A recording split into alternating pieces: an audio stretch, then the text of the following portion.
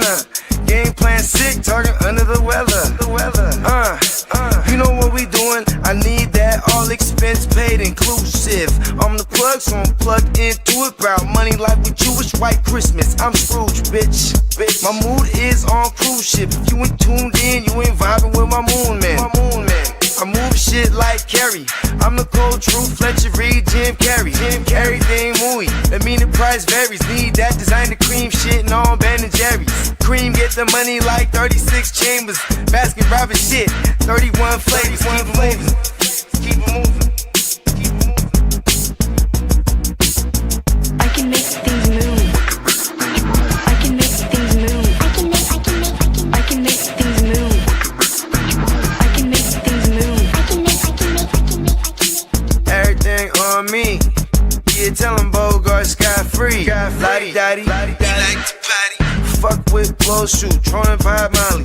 Heard I carry weight, move packs like a dolly. And I stay fuming, clock me doing Godspeed. Business booming, back-to-back trips, moving multiple units. Got mules, got universal soldiers, getting money for sure. Yeah, we ain't shrugging shoulders. You think I'm lucky getting over, made it far cause I'm sharp, fuck a 4-leaf clover. On my 89, minus the flat top. Getting packs off, smoking on the cash crop. Money talk, if you're broke then you can't talk. Play a never-ending ball game, Sandlot. I can make things move. I can make things move. I can make things move. Getting money when I land there. Smoking all loud so I can't hear. And if your boys bring the noise, all y'all pussies getting scraped pap smear. Codeine got me leaning, trapeze. Put your boy on point, pyramid of Giza. I'ma rock like this till I'm an old geezer. No pizza parlor, but we deliver pizzas. Ask Uncle Sam, I'm taxing. Look, my no hands telepathic. I can make things move, I'm carefully calculated when I make these moves. I run shit, don't let me get loose. I'm all about my decks, trying not to get goosed. Keep it moving.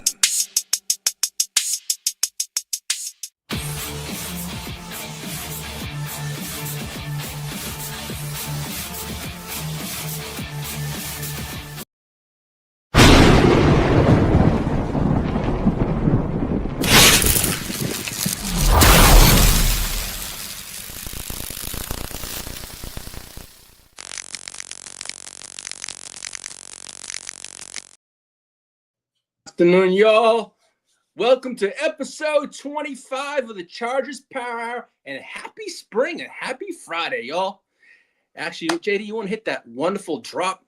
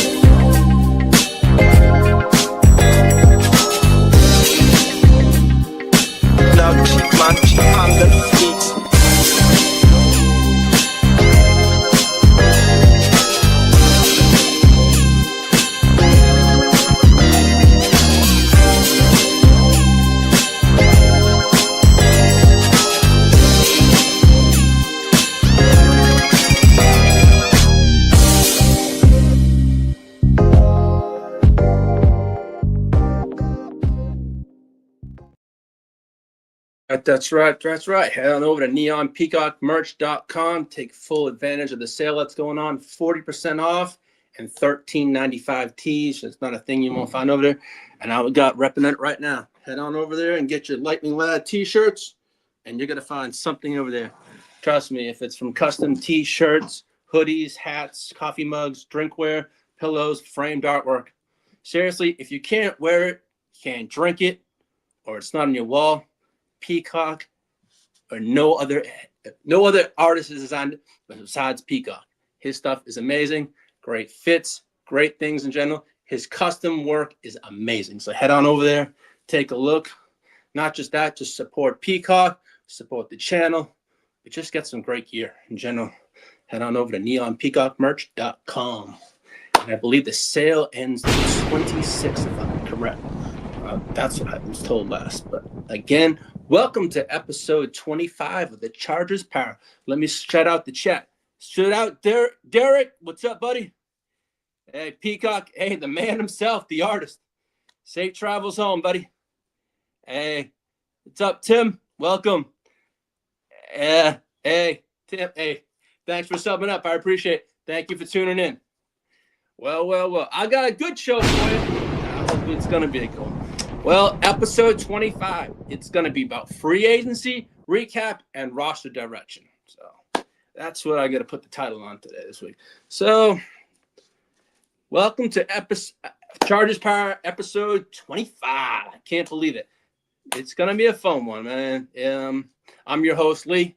I'm the ear to the streets on our channel, but I'm also the host of the show, and I appreciate all who watch it. Well, week 2 of the NFL free agency is in the books, and week 1 was fun. Nothing big than that. Just all the small stuff, you know. Alrighty. Okay. Today on the show, we're going to break down the Chargers' second wave of free agency, the shift towards more physical offensive identity, the rebuild of the offensive line, sneaky under-the-radar additions, the running back room of 2026. I love it. The tight end group and scheme fit, the draft watch at pick number 22, and the big question, are the Chargers finally building the right team around Justin Herbert? So let's get into it. Let's go. All righty. So, JD, you want to pop that? Yeah, okay, thank you. All right, week 2 is here, is in the books, but the real roster rebuild phrase is here. Week 1 of free agency, it was kind of chaotic a little bit for other teams. For us, it was kind of When the biggest contracts get signed, the headlines dominate. It was. But week 2, that's where the smart organizations quietly build their rosters. Well, value veterans, scheme fits, depth pieces, and competition at key positions. Well, I'm going to tell you, yes, we have Mike McDaniels as our new OC, but mainly our signings so far in free have been scheme fits. I've seen many Chargers fans in groups saying, oh, man, we're not making this big splash. It really hasn't been about a splash. It's been about the scheme fits of the offense for Mike McDaniel for this 1 year. I know a lot of people. I would have liked the big name here and there, don't get me wrong. But what we're doing, we're adding these small additions and that fits the Mike McDaniel. I'm calling it the 1 year fit because I feel he's only here for a year. That's, so what's up, Tim? Again, welcome. Salute, Derek. Mimi, hello. And what's the most exciting? To me, the OC news is the big news. I mean, that was the highlight of the offseason was the Mike McDaniels hire. But then again, have I been impressed right now? As a Chargers fan, we all want the big splash, the big names. I remember telling last week, I wanted Wyatt Teller. I wanted the San Francisco Garden. Those things all, but what I want don't happen. What our teams want, it's like on Christmas. We all want that, but do we always get it? Not really. But, I'll get to that a little down the road. But, these aren't huge moves that might not generate huge headlines, but often become the difference in a playoff roster and also a contender. For the Los Angeles Chargers, the second wave of free agency is clearly focused on priority needs, building the right roster around Justin Herbert. I mean, for years, the conversation around Herbert has been the same. He's been one of the most talented quarterbacks in the NFL, but the team around him hasn't always been the way it should. Well, between injuries, inconsistent protection, and roster turnover, Herbert has had to do more than most quarterbacks. I mean, this offseason looks like a shift. Hopefully. The Chargers appear focused on, if you're a good OC, you don't stay on the OC. Nope. Exactly. Peacock, we're going to see what he does this year. And possibly, if he does, he's got a great offense to work with. he's probably going to prove, hey, this is what I can do. He'll probably get a job next year. Kudos for the 1-year rental of Mike McDaniel. But, let's see. But to me, this season looks like a shift. The Chargers are focused on improving the run game. And I'm going to get to that. Strengthening the offensive line, which has been a priority. I've stressed this numerous week in, week out. Offensive line protection, nonstop. Also adding veteran leadership. Increasing more balance offensively also. And that's exactly what good teams do and what they have to do for a franchise quarterback. And that's what we have. And that's about protecting our franchise quarterback. So the Chargers free agents, I'm going to spotlight one player who we did pick up in the second wave of free agency, and that was Dalvin Tomlinson signing. One of the most important and honestly underrated signings, moves. JD, I'll take that one. Signings was one of the more important and honestly underrated. I mean, Dalvin Tomlinson, who played for the Arizona Cardinals. This wasn't a flashy signing, I'd say. This was basically a football move. His contract breakdown was this. Let's start off with the numbers. He got a 1-year deal, $17.5 million total value, $6 million guaranteed. I mean, this is, to me, I call this a low risk, high upside deal. I mean, to me, short-term commitment, high guarantees, but his flexibility, if it doesn't work out, that's about it. But his availability is amazing. This man's played 142 games. And he's played all 142. So our main every single year has been injuries. We never have that availability. But we have something now on the defensive line in Thompson. I don't know too much. I know he had decent, let's see what he like. I mean, I think for the Chargers, Molly, this is like a classic prove it contract, targeting players in this range. He's cheap.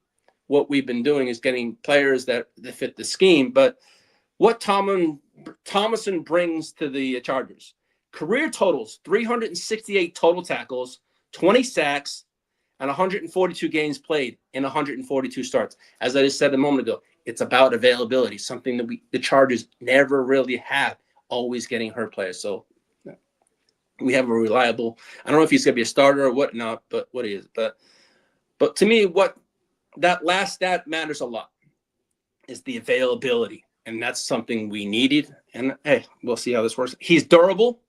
He's reliable. I think that's the key word right there. He's reliable. And he's not hurt that much, but it's knock on wood. And he's experienced. And a defensive line that needs stability inside, that was a huge signing, I felt.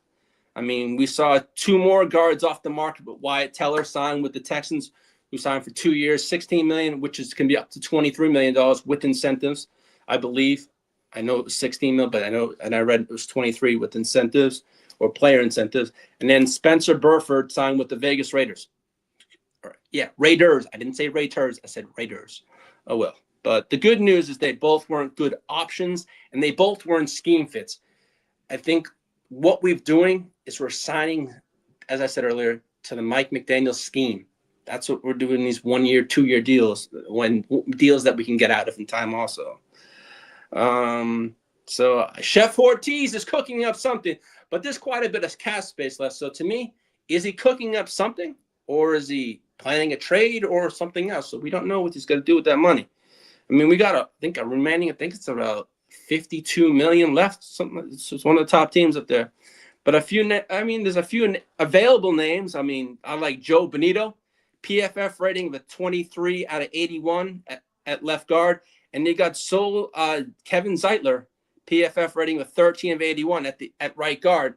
But would be pretty amazing if you can get both, but both are still free agents as of Wednesday when I wrote this. And guard is, as I said the other day, last show, is a need right now. We need guard. And so now, JD, you want to pull up that free agency edition picture?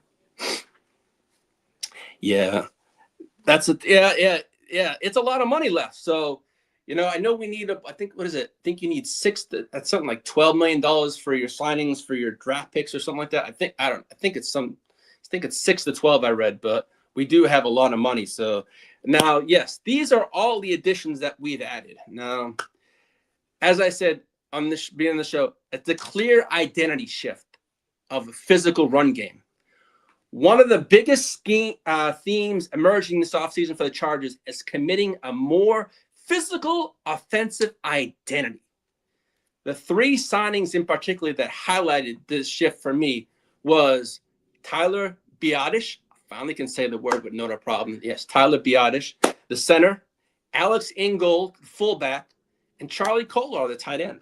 So those are the three signings that have stood out to me. We badly needed a center, and Biadasz is going to be a huge help for our offensive line. And as I said, he is technically the quarterback of the offensive line. So he's going to be doing all that stuff, running the show. So, and Alex Ingold is a great fullback, and just, he's going to help the run game and help Omari and Hampton ecstatically.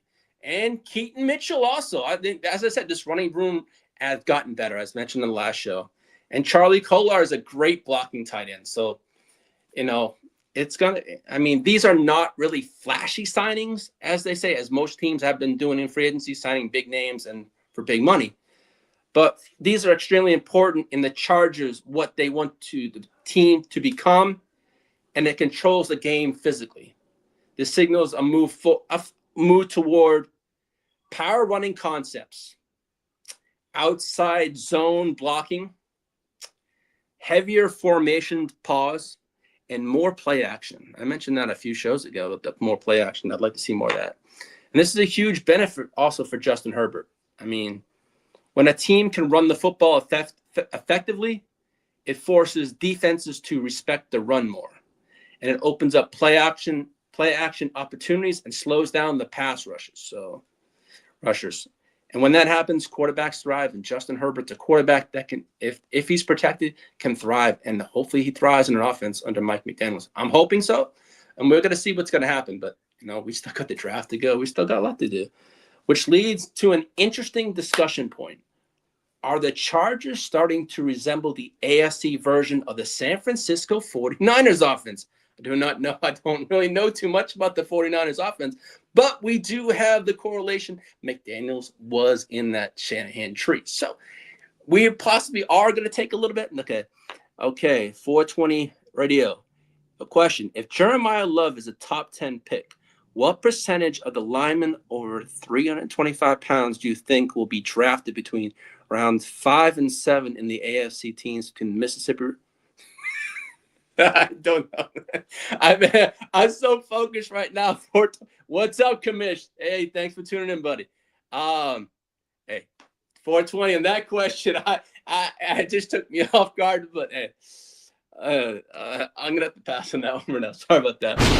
But no, as I said, if I had knew this about the 49ers offense, but the only correlation to McDaniels is he was in the Shanahan offense. Because when you look at the pieces being added, the philosophy feels similar to what the 49ers would do. Now, as I said, I don't know too much about what the 49ers do, but I do take away some things from what JD, Bogey do say about the 49ers and how they build their offense. But then again, when they build an offense, they do build a great offense. So, hey, if it's anything like the 49ers offense, hey, that's great. I hope it is like that, because when the 49ers run an offense, if you look what they've done, they're a consistent team year in, year out. They always, knock on wood, are a competitive team. So, hey, if we get anything like that, I'm all for it. But that's all I'm going to say about the 49ers for now, that. But, no, because, now, JD, you want to pull up that sneaky signing picture? All right. I'm going to call this a sneaky signing. Yes, I know we have a Marion Hampton. But one of the most interesting additions that hasn't gotten enough attention.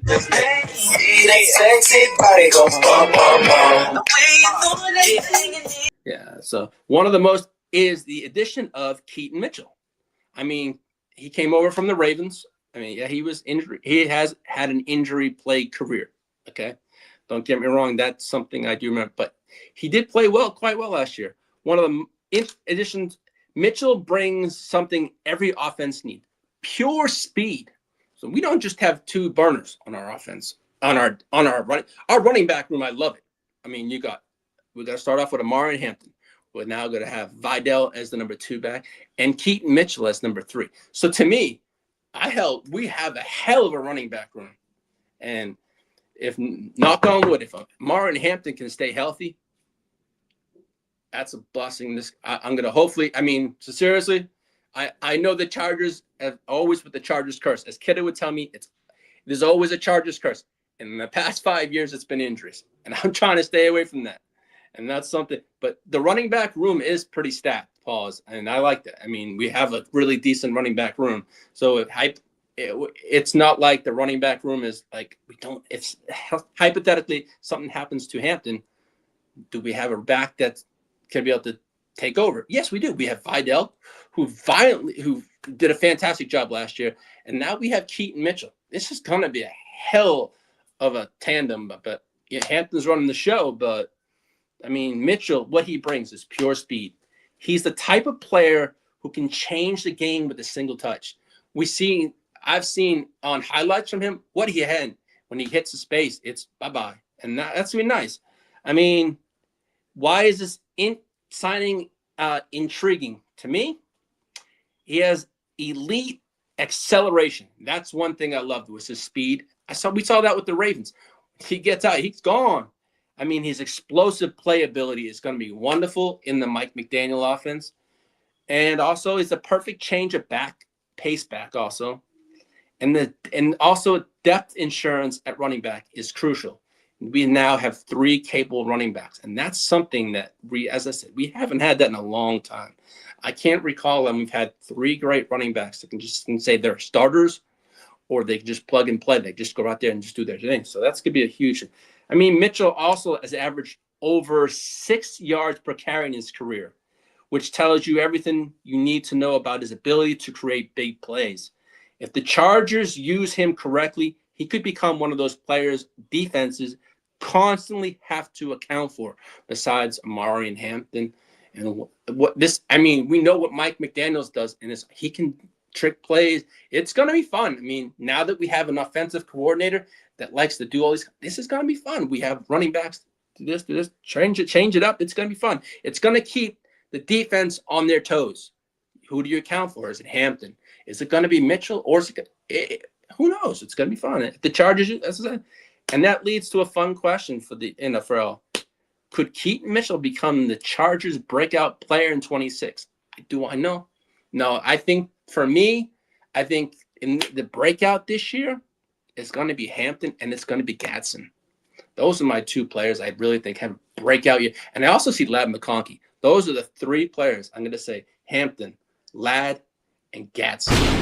And I think Gadsden, in this offense, he showed what he could do last year. I think he had around 630 some odd yards last year. Just think what Mike McDaniels can uncork him. And I think what you saw last year, that talent is going to be uncorked and going to go to a different level this year. And I really hope Gadsden thrives in this offense. It's going to be wonderful. And again, we got, it's looking good. I mean, I like the signings, but I mean, the Chargers also signed Keaton Mitchell to 2 years. So basically, it's probably a 1-year deal. One and out. That's what I look at. It depends on that. Chalk. His 2-year, $9.25 million worth. He got $3.75 in the signing bonus, and he got $5 million fully guaranteed. And his salaries are $1.25 million this year, and then $3.25 million next year. Now, Peacock just said Keenan Allen needs to go away for that lot. Yes, Peacock. Now, hey, I mentioned on the show this morning, the Chargers are saying they would like, in quotes, to bring back Keenan Allen back. We shall see what happens. I know there's a lot of Chargers fans that love Keenan, but for me, I love Keenan for what he's done for the Chargers, but I would like to see KLS, and I'd like to see Trey Harris develop more in this offense and see what we have. We did put a 2nd-round pick last year on Trey Harris, so I really want to see what he can do.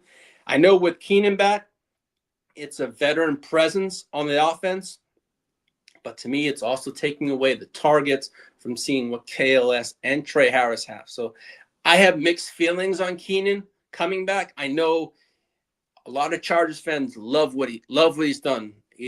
I guess to me, yeah, he's a great presence of the veteran presence to help the youngsters, but I really want to see these youngsters flourish and more. But we shall see what happens. I mean, on that, but I'm gonna say as I said, we're rebuilding the offensive line. One of the most important priorities this offseason, how was rebuilding our offensive line? Our offensive line last year was straight trash. And I'm going to say it again and again. We couldn't protect Justin Herbert for the life of God last year. And you can clip that. We could not protect Justin Herbert. And as JD knows, he's backstage, I would tell week in, week out, Justin Herbert was hit 9 times. It was week in, week out. I couldn't keep track. It was, I was waiting for 1 week to say, when is Justin Herbert going to be hurt? Because that offense is straight trash. But the Chargers are honestly this year are making the offensive line a priority. With the key additions and moves included Tyler Biadasz at center. We got a good deal. Injuries line. Yeah. Peacock, the injuries last year, we had no Rashawn Slater, who was out for the year. Then we had no Joel. So we're going to have our left tackle back and right tackle back. That's going to be that's like having a huge break, having both of our starters back. So, and you had Biadasz, and then you had our other, Cole Strange is going to be at guard. I think he was signed as a depth piece, to be honest with you. I don't think as a starter. I think we addressed that in the draft because guard is a need. Or an offensive player on the line is going to be, but I don't know when I saw Trevor Penning flash across my phone, I'm like, what the? I mean, the guy was a 1st-round pick, but as Papa Guru would say to me, Lee, he is not a starting guard, and I know that. And we retained him, I think, as a depth piece. Same, I think, as Cole Strange as a depth piece, and then bringing back Trey Pipkins. I know Ty Mayberry. And when I texted him, he said, Lee, it better be an offensive line. I'm like, no, it's Trey Pipkins. He goes, what the hell is going on? I said, I don't know. I think that's just all Strange, Penning, and Trey Pipkins are all depth pieces. Something the Chargers last year didn't have was the depth piece. But, I mean, last season the Chargers were dealt with injuries and inconsistent protection across the interior offensive line. Now, that was horrible last year. And that was a big, and I would say it every single week. Protection was never there for Justin Herbert. And the kid got hit. Guy got hurt all the time. Not hurt, but he got hit all the time. And that was really, injuries should be much. Yeah. Peacock, knock on wood, the last three to 4 years has been injuries. And hopefully we can do that. But, that offensive line. But Peacock, the Texans have fixed that offensive line for CJ Stroud quite well. So kudos to y'all, man. Yeah, guards are always popping in this draft. Yeah, it's gonna be an interesting one. But if you look at the tackles, the Chargers already have an elite foundation. We have Rashawn Slater on one side, then Joe Alt on the other, and they're both gonna be back healthy. And we saw what Joe Alt did last year when he was in the game. Justin Herbert really wasn't touched, and that is something we're gonna see this year. And as he can stay healthy, I swear to God, I'm loving. We saw what Justin Herbert did without an offensive line. And now you get that Justin Herbert with an offensive line. It could be a game changer. And also in the Mike McDaniels offense. So, man, I'm really hyped for this offense. And I'm excited for it. I know a lot of people are too. But, I have to also mellow my expectations to it. We know what Miami did in 2023 with that offense. But you know what? This is the Chargers too. So it's as Keaton would say, the Chargers can charge it up. So even Herbert was in, broken hand. Yeah. And that's another thing with Justin Herbert's always dealt with injuries almost every single year of his career. And now, to me, the last time I can remind in Herbert's career, he had an offensive line to protect him was his rookie year. That was the last time I looked all that he had an offensive line that could protect him. So this should be the difference. So he had it then. We saw what he did in his rookie year. He put up a lot of yards, and we haven't seen that Justin Herbert. And hopefully we see that this year. As I said, with Joe Alt and Slater back, that's a phenomenal tackle combination. Now the focus becomes solidifying the interior, and we have to solidify that. The big question is the offensive line. Is the offensive line actually better than last year? I say it's going to be because we're going to have Slater and all back healthy. Or does the team still need another interior lineman in the draft? Personally, I thought we would. That is going to be at 22. I feel that's probably what we do is interior lineman. I mean, I'll get to that a bit later, but that's what I do feel is a need in the first round. And there's plenty of people there at 22. So I'll get at that.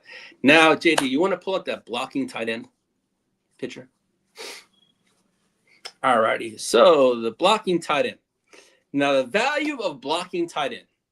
And as I said, I'm not crapping all over Gadsden. This is just an addition to the team. Gadsden is our tight end 1. All right. But another quiet but important addition is the tight end. We added Charlie Kolar from the Ravens. For years, the Chargers offense lacked a true inline blocking tight end. Now, he's well known as a well-known blocking tight end in the NFL. Kolar helps fix that. I mean, his strengths include he set an edge in the run game, contributing in multiple tight end sets, and improving play action looks. So, as I said earlier, I feel the run game this year is going to be very important. I think we have a very good run game this year, hopefully. And Charlie Kolar is going to play, and Ingold. They're all going to play a great addition into this offense this year. That signing may not sound like a flashy, but it's always the offensive becomes far more versatile and unpredictable also. And for the versatility, his versatility is a key to keeping the guessing. Now the notable departures for the Chargers was in free agency. Every team has a turnover. 2 players leaving the Chargers included can't pronounce Odidi Ogo, who went over to the Cowboys. I just gotta call him OG. How's that? Because I can't pronounce his name. He went over to Derek's Dallas Cowboys, and Jameer Slayer went over to the Miami Dolphins. I really thought they would bring back Slayer. He was a great. He actually, when Slater was hurt last year, he played left tackle. He did a decent job, I felt. But the Chargers, I guess, didn't match the offer, or they felt he didn't fit the scheme fit. But I wish Slayer all the best in Miami. He's going over to a team that's in the rebuild stage. But hey, good for him. I wish him nothing but the best. But thank you for what you did for the Chargers. The biggest impact here may be along the defensive line. Losing the interior depth should push the Chargers towards drafting a defensive tackle early. That's a possibility also, which let me lead this into our draft discussion a little later. But JD, you want to pull up that running back room picture? Blocking. I need the running back one, which should be 3 of them. There we go. Alrighty. So, as I mentioned earlier, the Chargers running back room, as it stands right now, another fascinating position group is the running back room for the Los Angeles Chargers this year. The Chargers now have a very balanced running back group.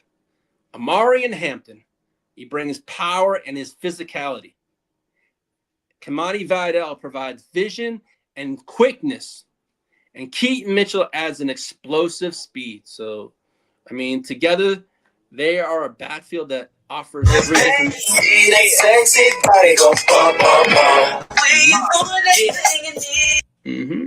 Together, the 3 of them, different styles: power, agility, and speed. So if the Chargers commit to the run game the way it appears they will, this group could become one of the more exciting backfields in the AFC. So, and I know it, I've been putting together I'm going to wait till after the draft.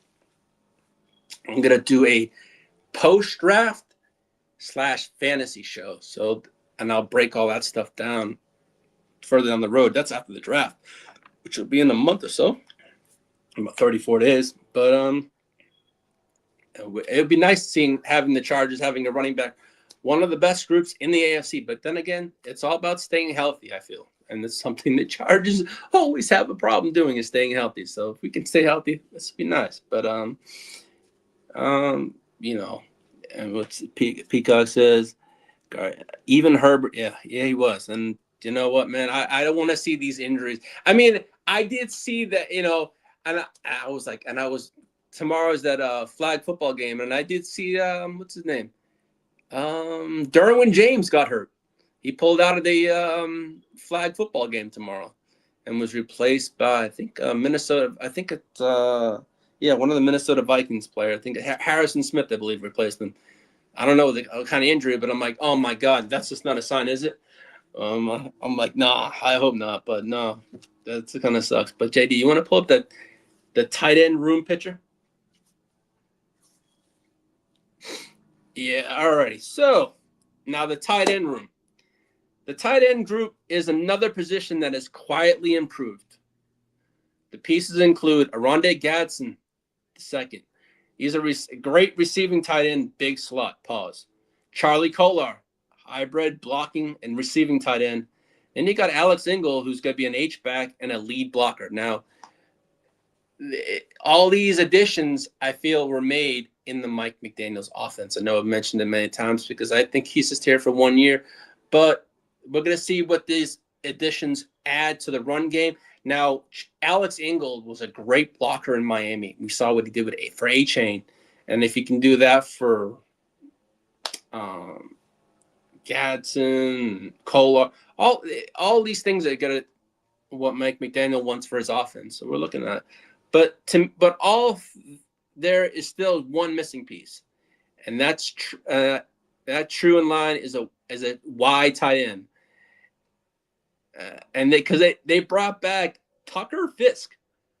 It's why bringing back Tucker Fisk makes a lot of sense too. But I wasn't really a fan of him. That's a type of player that is critical in the outside zone run scheme that Mike McDaniels brings back. But I have a funny feeling Darren Waller is also out there. He had a nice little fun time in the Mike McDaniel system down in Miami. Do we bring him as a third tight end? Now, there's options. I know I mentioned Dallas Goedert in the last show. He was re-signed by Philadelphia for a year. Rumors, yeah. What's up, Cap? Thanks for joining. Rumors have it in mind that I know. I saw that mentioned on the show this morning that A-Chain's not being traded. He's as they say, untouchable or not being traded. But they said that about Jalen Waddle. So, Cap, you can say that, but about almost a month ago, I reported and they said, well, no, Waddle's being traded or A-Chain, but there goes Waddle. Yeah, and I'll get to that a bit later too, you know. But you give Justin Herbert protection. If there's one message the Chargers front office should remember, it's simple as protect Justin Herbert. That's all you got to do. As I said earlier, since his rookie season in 2020, the offensive line in front of him has been inconsistent due to injuries and roster turnover. Yet despite that, Herbert still has played at an elite level. Imagine what happens when he constantly has a clean pocket. I don't want to imagine that, but I'm looking forward to seeing that happen. When Herbert has time, his arm talent, decision-making, and downfield accuracy make him one of the best quarterbacks in football and in the league. But that's when you have a clean pocket. So if the Chargers give him the protection he deserves, the offense can reach an entirely different level. I feel that's capable, but that's entirely on the health of the offensive line. And seriously, if we had that, it's going to be a beautiful thing to see what he does. And I'm looking forward to seeing what we add in the draft and stuff like that. But now that I mentioned the draft, what's this? It says Jordan Brooks is getting. I don't know, Cap. I saw that thing about Jordan Brooks getting traded Monday or to Seattle or Dallas. I mentioned that on the show, but I'm here in DFW and I've seen nothing of that. I saw the little blurb early this morning while we were on Wake Your Game Up, and I mentioned that to Derek. But we shall see what. I don't know. I truthfully don't know what's going to happen there. I don't follow the Cowboys, but I did see that blurb for the show this morning. But now, JD, you want to pull up that draft watch? All righty. So we know the draft will be here in about 34 days. All right. So There are three. I think there's like three players that I've been really looking at. One of the names is Spencer Fano from Utah. So he's an interesting draft prospect is Spencer Fano from Utah. Some of the teams believe he may project as a guard in the NFL because of his arm length concerns. I saw that, and they did also say that his measurements at the combine were kind of wrong from his pro day. So we shall see. But many think he can be a zone, be very good, but in a run zone blocking scheme, he could be a fantastic fit. His strengths include elite movement skills, quick processing, power and leverage, and strong agility, something we could use. If he falls in the 20s, the Chargers might strongly consider him. But I got three options. There's Spencer Fano, and there's also Peter Woods from Clemson. Now, that's one name that continues to appear in mock drafts for the Chargers, is Peter Woods from Clemson. If the Chargers select him at 2022, it would make a lot of sense. Wood is viewed as a high upside, 3-technique defensive tackle with the ability to disrupt plays from the inside. His strengths include explosive. He's an amazing explosive first step. I was watching some video on him yesterday. And then he's an interior power, he's very big. Pause. Ability to collapse the pocket is one of his best agilities in college. And he's a backfield disruption, which we would use. And interior pressure is extremely valuable in today's NFL also. So, edge rushers usually get the headlines, but the defensive tackles who can generate pressure inside can completely change a defense. If Woods reaches his ceiling, he could become the type of player scouts call an interior havoc wrecker. Hey, I would love a havoc wrecker on our defensive line. That would be nice. Now, the Chargers right now hold 5 picks in this draft. We hold the 22nd first in the first round, 55 in the second, 86 in the third. In the fourth round, we have the 123rd pick. And the 6th, we have the 204. We did give up that 5th round pick for Owe. So we have to make these 5 picks we have this year. We have to hit on all these picks.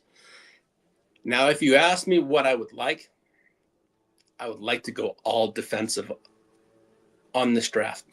Maybe that's what I would like, is to basically protect Justin Herbert. We have money in the cap. If we want to make an addition to the offense, we can do that. But I would like to go defense all in this draft and just address not the hypothetical needs, but the needs I know the Chargers need. And that's protecting Justin Herbert. Protect, and I'll say it again. It's about protecting your investment and protecting Justin Herbert.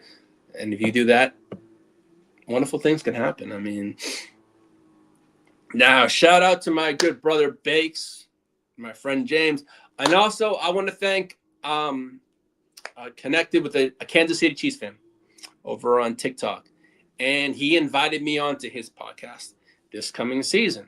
I'm looking forward to it. And his YouTube channel is a Chief podcast. And we just connected today. So I'm probably this coming season we'll have him on this show, and I'll probably be gone over there. Now, I know I have a lot of hatred for the Kansas City Chiefs. But you know what? That's our rival. But you know what? I can put the hatred aside, because you know what? He's going to come on my show. I'm going to be respectful, just as I respect that on my show. But I'm looking forward to that this coming year. I have my other friend James, who's a Chiefs fan, but that's back and forth banter between friends. But this is a person that has their own podcast, and I want to respect them just as much as I want to be respected in return also. But hey, we're rivals, so I'm going to do my best. And that's all I can say. I can't promise. I'm going to do my best. What's up, Bakes? Shout out to my friend Bakes. Now, hey, your Las Vegas Raiders look good, homie. That's all I'm going to say. Now, to that next one, while Bakes is here, I'm going to call this one the AFC West breakdown. Okay, JD, you want to pull up that picture there? AFC West breakdown? All righty. Now, how I have these positioned. Bakes, this is nothing against you, man. This is just where I look at it right now. Okay? That's what I see the standings possibly be. Now, that could all change. I'm not saying the Raiders look a lot better than they were last year. I see the Raiders as a 6, maybe a 7-win team this year. And we saw what happened in the AFC West. Justin Fields just joined the Chiefs. So, I mean, all right. The division just leveled up, I feel. And that's what I'm going to call this section. The AFC free agency and trade breakdown. The division just leveled up. Now, let's zoom out there and look at the entire division because this is where it gets really interesting. The AFC West didn't just improve this season. It evolved. This might be the most complete division. Complete. The division has been from top to bottom in years. And I personally think that there's been additions from the Raiders, from the Chiefs, and from the Broncos. And we know the Broncos made a big splash a few days this week. Let me just break it down team by team. Now, the Kansas City Chiefs, they're still a standard. They're still dangerous. But they may be minus Mahomes. We don't know. But they just added Justin. I'm on a green field. See how he does. Who knows? If Mahomes is ready for week 1, they say he should be. But, hey, are the Chiefs going to play it safe? They may play it safe by bringing in Justin Fields. All right. The Chiefs are still a team everyone is chasing. Don't get me wrong. They have rings. They've shown they're the standard in the division. But they weren't the standard last year. So we shall see. But do I expect another down year from the Chiefs? I expect a mediocre year from the Chiefs this year. That's what I'm expecting. That's all I'm going to say. I mean, I haven't followed what the Chiefs have done, but I feel that they're going to be mediocre this year. I mean, they're up and down, but we know it's the Kansas City Chiefs. I mean, what makes Kansas City so dangerous is not just star power. It's consistency year in, year out. They're in the playoffs. Yes, they weren't last year, but their consistency year in of being a powerhouse is always there. They continue to reload instead of rebuild. They had smart system fitting players. They did that. They got what? They had a K9 at running back. They had pieces here and there, but they kept their offensive identity intact also. Even when they don't make splashy moves, the Kansas City Chiefs still stay efficient, and that's why they can be scary at times. And as I said, I feel they're going to be mediocre this year. Do I think they're going to be the team we always see? They can be. I mean, but we don't know the status of Mahomes. We don't know. We still don't know if Rashee Rice, his debacle, if he's facing any kind of punishment. We don't know about that. So a lot of things the Chiefs are up in the air. It's like, we'll wait till the season. I mean, we haven't hit the draft yet, but who knows? They could hand down a punishment to Rice, but we don't know. I call him the off-field. He never can stay on the field. He can, as I said, availability for my Chargers. Now there's availability for the Chiefs. Is he available? Yes, but his off-field availability is not that great. So he seems to have more of an off-field distraction than a big distraction on the field. So hey, that's why I call them the Kansas City Chiefs or the Chiefs. But hey, shout out. But I'm gonna try to get better. Like, I'm just being respectful to my fan base and all that stuff. But hey, I can give it, but I also have to learn to take it too. So that's something I'm trying to improve on. Now, let me get down to, this is the Chiefs. All right. Now, as for the Denver Broncos, they went all in, I feel, this week. They went out. They had a trade with Miami. They got Jalen Waddle for a first rounder. First, third, and a fourth Miami got. Now, hey, do I think they gave up a little too much? Yeah, I did. But, hey, now they got Bo Nix, a weapon, but now can Bo Nix throw the ball? We shall see. Now, as for them, they're aggressive. They went all in. They spent out a first round, a third, and a fourth. Now, let's talk about the biggest storylines in the division. The Broncos made a statement with the Waddle trade, as I said. This is a massive move for Denver. Waddle instantly gives the Broncos elite speed, a true wide receiver one presence, and a game-breaking ability to break out. I mean, and more importantly, he changes how defenses have to play Denver. I mean, they didn't really. Well, they had Cortland Sutton. Now, does that mean Cortland Sutton's the odd man out in Denver, or is he just Waddle's the man? It looks like Waddle is the. I mean, if you put that much draft capital down, obviously Waddle is the man, and we're in there. I mean, we're not just waiting. We're, it's Denver showing, hey, they want to compete. They were a game away from going to the Super Bowl last year, so they feel Waddle may be the missing piece. But I don't know. I'm not sold on that. I'm not a huge Bo Nix fan. I think he's I'm not going to say an average quarterback. I think he's a good quarterback, but hey, we shall see. I mean, I probably my hatred for the Denver Broncos, but hey, that's just me. But now let me get to bake. Let's see. Jaggets just signed Jake Bobo. Hey, thanks, Pika. Hey, I know. But and let me get to Las Vegas Raiders. They're building an identity. The Raiders might not be grabbing all the headlines, but they're quietly made moves that matter this offseason. I won't lie. Yeah, that some of these moves have been very impressive. Nakobe Dean, Tyler Lindenbaum. That's going to be a hell of a center with a brand new rookie quarterback growing with a rookie quarterback. It's going to be great. So, and then there's a lot of additions they made on that offensive line, the Raiders. I haven't studied the whole thing, what they've done, but they added quite a bit of players this year. And they don't have mess with exactly. I mean, we shall see what happens, Peacock, on this one. And all these other guys that can't get it done. Exactly. You hit the point. They felt that the guys that they have were not doing the job. So, hey, let's go out and spend that draft capital on Waddle. Yeah, but giving up a first, third, and a fourth. But we shall see it all. Now I was saying to Ty Mayberry, and this was one thing. Jalen Waddle has now going from South Beach, warm weather climate. Now he's going to cold weather. I mean, he's only going to be there for 8 games in the cold weather. But hey, I'm not saying it's going to be a change. But that's why they paid him this good money for us. But good for him. But I mean, let me get back to the Raiders. Their focus this year has been clear: the physicality, defensive toughness, and offensive balance.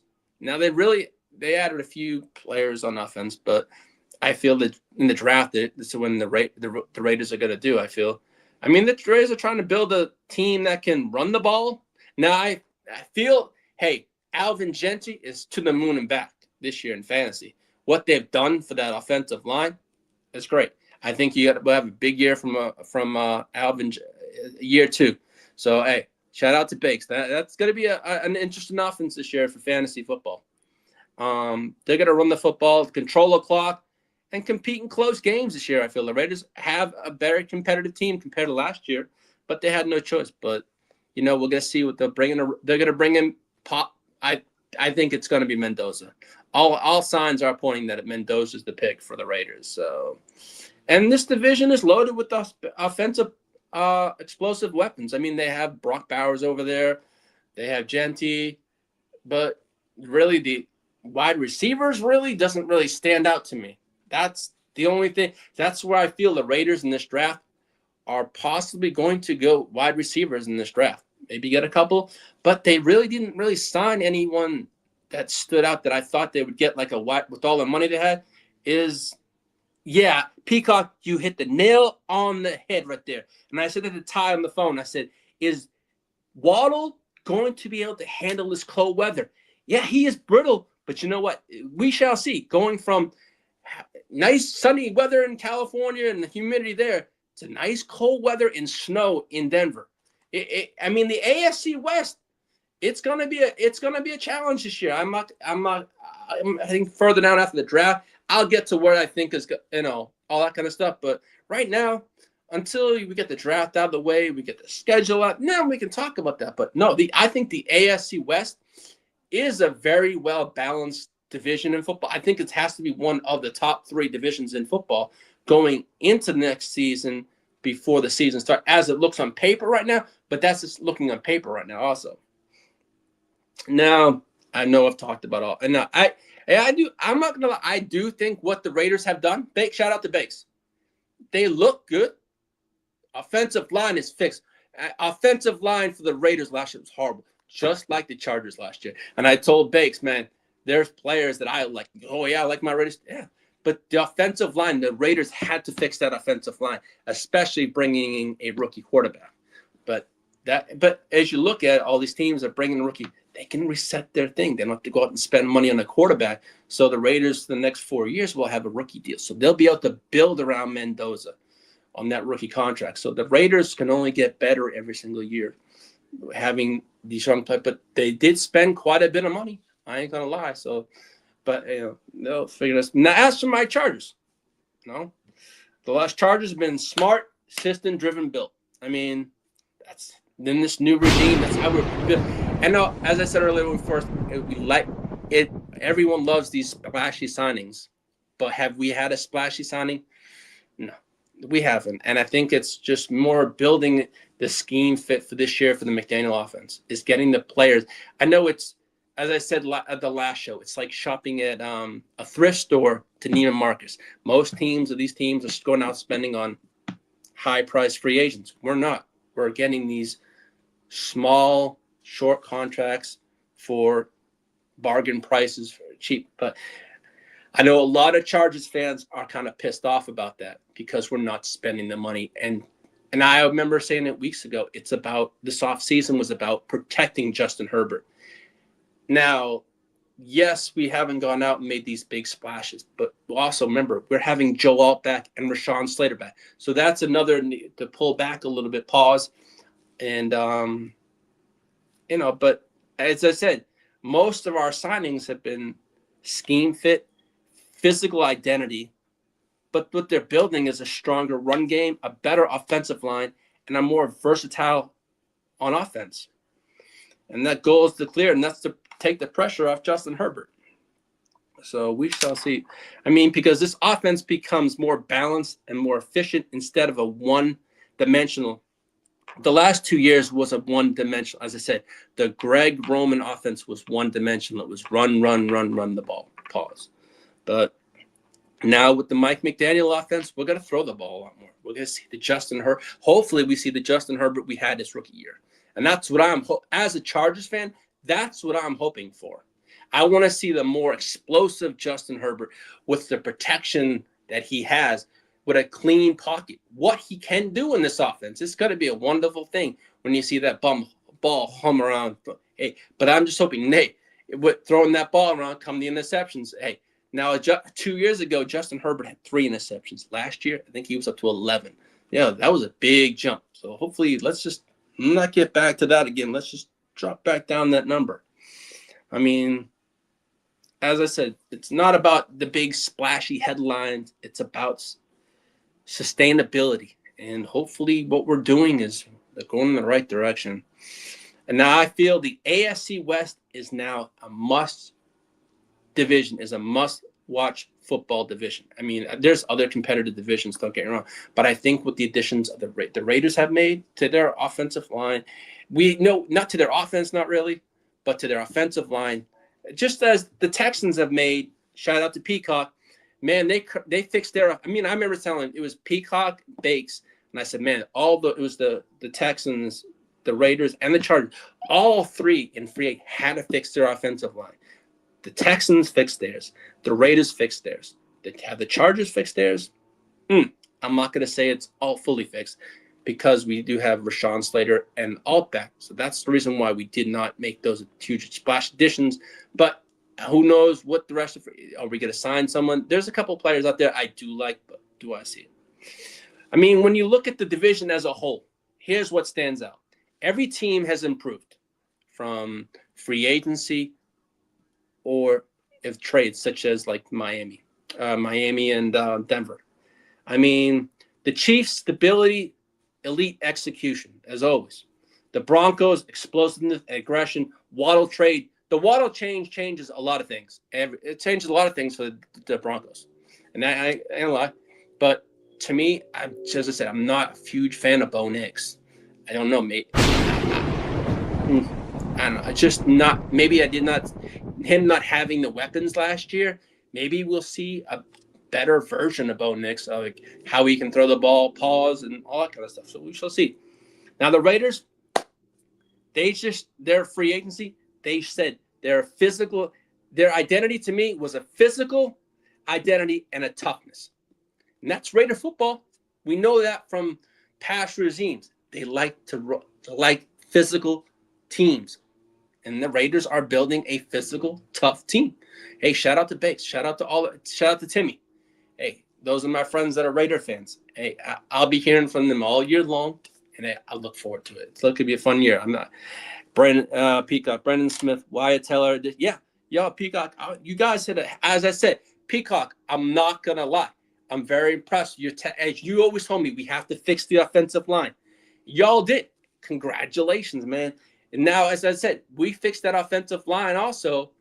Imagine, as I said, I imagine what Justin Herbert can do with a healthy offensive line. And it's just now C.J. Stroud. We know what he can do. C.J. Stroud with a healthy offensive line and an offensive line now, it only looks good for both of our teams, So, hey, shout out to Peacock's team, the Texans. Hey, they've been a nemesis the past couple of years for us. So, hey, shout out to neonpeacockmerch.com. Yeah, it took 3 years, Peacock, yes, but you now have it after 3 years. So now you got to see what C.J. Stroud can do with that offensive line. Just like I can't wait to see this year what Herbert does with Slater and Altback. And then whatever additions we make in the draft and in possibly the rest of the free agency, And this is what's going to make this division fun this year. I mean, there's no single blueprint. Every team is stacking the division with a different angle, different approach. But the big picture, when you step back and look at the Chargers offseason so far, the strategy became clear. Been about scheme, fit, and not a big free agency signing or spending big money. I look at it this way. To me, the Chargers offseason is incomplete as of now. I'm going to say this right now. Am I impressed? I'm not going to say I'm fully impressed because I know, like all Chargers are fans, wanting the biggest prize. I remember weeks ago I said I wanted Lindenbaum. But, man, when I saw that price tag, I'm kind of glad. We had a lot more needs that had to be met before you can get that. So right now you can have a high wish list. Of course, we all have a wish list for our teams. But you know what? You have to look at the big picture. And that's what I had to look at what I wanted. And, as I said that on the show. But now the more I looked at it, it was more of meeting needs. But I would like another X receiver. But also Juwanna Jennings. The Chargers are also very interested in Juwanna Jennings from the 49ers. So that would be an interesting piece. But to me, if you add Jennings, you really don't need Keenan Allen. That's how I look at it. But also, I said earlier today, I do want to see a lot more from KLS and Trey Harris. So you can have, as I said, you can want, but are they really needs? But I do feel an X receiver was needed in free agency. That's what I thought. But as I said, the team is building around a stronger run game, an improved offensive line play, veteran defensive leadership, explosive skill players. I do like the additions we have, though. I mean, the Chargers may not have made the biggest splash signings, but they appear focused on building a balanced roster. Now, to me, if you have a balanced roster and depth, it's going to be good. Something we haven't had in years is depth on our. And I tell Ty, we go back and forth, man, we don't have depth. They may not be great depth pieces, Trey Pickens or Trevor Penning. They're just a depth piece, but hey, their body, I guess. And sometimes that approach leads to most sustainable success. Vegas has set the bar as 10.5 wins for our Chargers wins this coming season. So we shall see. We have been to the playoffs the last 2 years, and both years we've been knocked out. To me, let's get there, and also let's just break that streak of, hey, not one and done. Let's just go into the playoffs and get that first win for Justin Herbert. And I want to just improve this year. Get back to the playoffs and get that monkey off Herbert's back of not succeeding in the playoffs.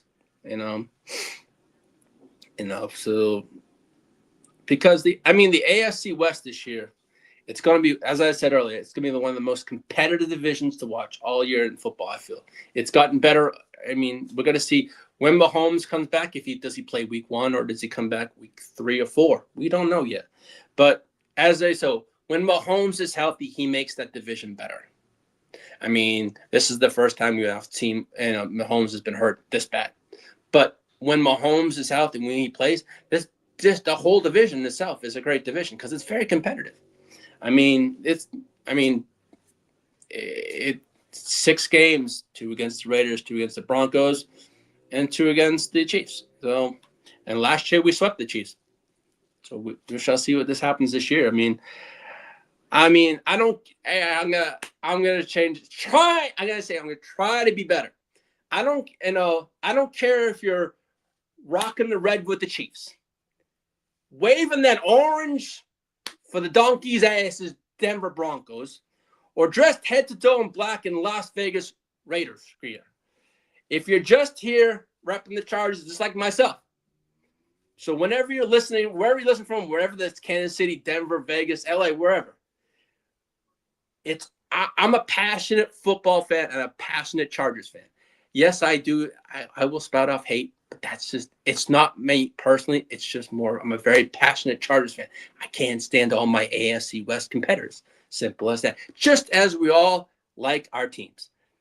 Yeah. Oh, Peacock, you ain't loving. I loved watching the Chiefs suck last year. Now, as I said earlier, I think the Chiefs are mediocre this year. I don't think they're going to be like the Chiefs that we know of. But then again, that's why they play the game. We shall see what happens. Do I think K9 is going to be the answer? He's a great addition to that run game. Yes, don't get me wrong. But you know what? If you're repping with the Chiefs, you're repping with the donkey's asses, or it's the Raiders, I don't really care. You're my rival. So it's always, for me, I'm always going to say something. But you know what? This year, I'm going to make an improvement. Yes, I can give it out, but I'm going to learn how to take it this year. I can handle it. It's just I have to just tone it back a little bit. I'm going to try toning it back. I can't promise. I'm going to try. But, today on today's show, I could have said Ray Turds, but I said Raiders. I didn't say donkey's asses as much. I said Broncos. I'm doing my best. I'm going to try. But, I really, it's been a fun episode. It's been a fun show. But to me, what the Chargers most impressed, is there anyone have any, what was the most impressive signing you felt was for the Chargers? To me, it was Tyler Biadasz. That was, to me, center was a need. I'm like, holy shit, we got Biadasz, who was the 3rd ranked center and out there. So I don't, Casey has a high draft pick also. Now, Peacock, they may have that draft. The question is, they have 2 picks this year in the first round. So does KC move up, or do they get to me, Mahomes is coming off a serious injury here. Do they go out and get protection for Mahomes, which he is going to need? Now, that run game this year for the Kansas City Chiefs is going to be huge. So that's why I see they went out and addressed their biggest need was the run game. So, we shall see what happens on this. It's going to be a fun year. I know I got several people on my hit list this year. I got about 5 teams. I just have to nail down pause for coming on the show this year. But I got pretty much, and I got to, as I said, the Chiefs podcast, he's going to come on. And I also have Peacock. I'm going to have Kidda. I'm going to have pretty much, hopefully, all these teams represented this year. But it's going to be kind of fun.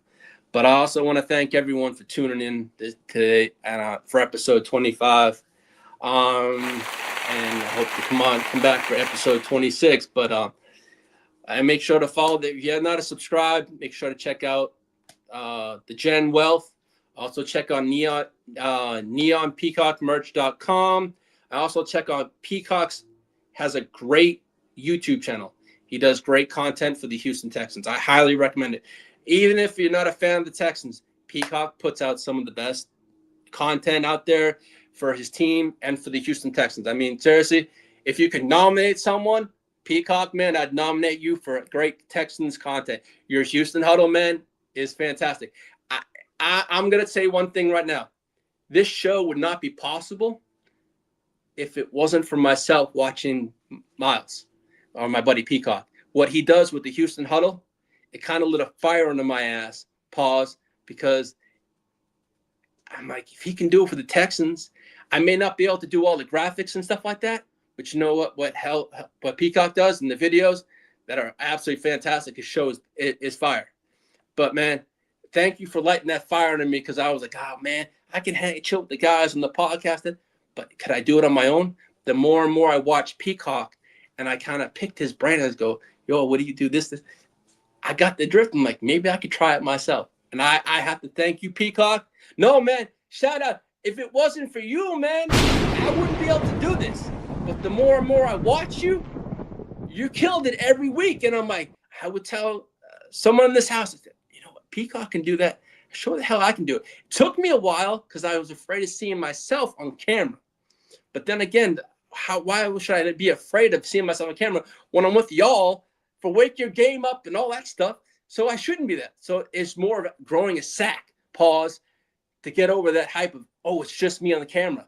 But no, it's not. It's just more of seeing myself. But I thank you, Peacock, because you're the one that the more and more I watched and what you did, and I asked you some questions, I said, you know, I can do that. It's just more of mind over matter. Can I do it? Yeah, I can do anything I put my mind to. It's just more of I had to get the hiccup. But I do thank you, Peacock. But I also want to thank everyone for tuning in today. And I appreciate taking your time out of your day. But on that note, also head on over to Peacock's website. Check out the stuff. He made this great Lightning Lad t-shirt for me last year that I sent him a design for. I swear to God, some of the best custom work I've ever seen done on t-shirts is done by Peacock. And he can't just do them on t-shirts, hoodies. He can do them on cups, pillows. He made an amazing pillow of my two dogs. And seriously, everyone says, wow, that's so cool. Where did you get that? I said, my buddy did that. And I said, he made that. I said, I just gave him a picture, and it's just not a thing he can do. As I said, there's not a thing, as Peacock said, there's not a thing I can't do. This man is like a Picasso. So head on over to neonpeacockmerch.com. Check out everything. Take full advantage of the 40% sale, the $13.95 tees. And trust me, you'll find something. But just sign up for the emails, get notifications.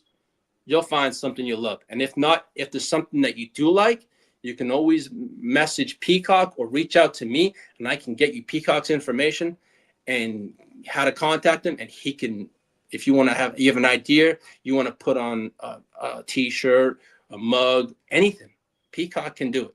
And I ain't lying. He's done our Las Vegas draft t-shirts. There's not a thing Peacock can't do. So now, Peacock, I appreciate you, man. But most, I appreciate the friendships I have and I built in the Gen Wealth. But most of all, we have a great brotherhood. And you know what? And we know we give each other shit every single day, but I love it. And I know I give you guys hell. But I said, you know what, man? I couldn't ask for a better band of brothers. So on that note, head on over to neonpeacockmerch.com. And I'll see you all for episode 26. When I have enough content and all that kind of stuff, I'll put one together. And as I said, I'm going to put together a post-draft show. It's going to be half draft, half fantasy related after all the landing spots are done. But on that note, I hope everyone has a wonderful rest of their Friday, a wonderful first day of spring. Have a blessed and safe weekend from myself. Hey, y'all stay healthy, safe, and have a good one and enjoy. And I'll see you next time. Bolt the fuck up. Let's go, Chargers. Let's go.